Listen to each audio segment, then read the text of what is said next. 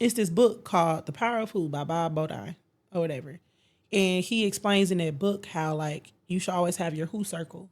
Yo, the first part of your circle is the people who like if you was to start a business or if you was to start anything right now, who would you call? Like if you had some of your best success or whatever, who would you call? And most of the time, it may not be people that you have known your entire life. You already know those people in your life, but this may not be people you have never like actually had a conversation with too much. So it may not be your auntie, it may not be your mom or something. It may just be somebody who see what you're doing, believe in what you're doing, and you got going. So my who circle right now is like my coach, OJ and Dillo.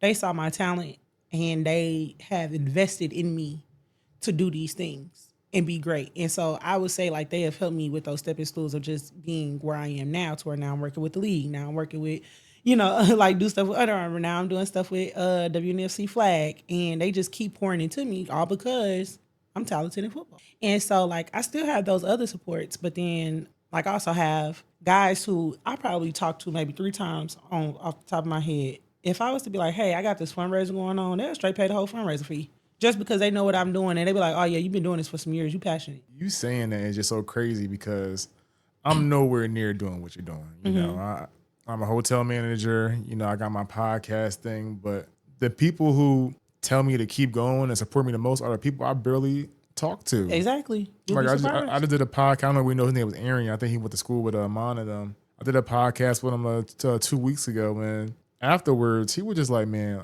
I just want you to keep doing this. Like, even if you got to do it by yourself." He said, "I think you got something special," and it's crazy because I have close friends who don't really even talk to me about podcasts or even bring it up or even watch my podcast. Yep. But it'd be the ones where I meet one time and just have a conversation. And they just see my passion, what I put into what I do.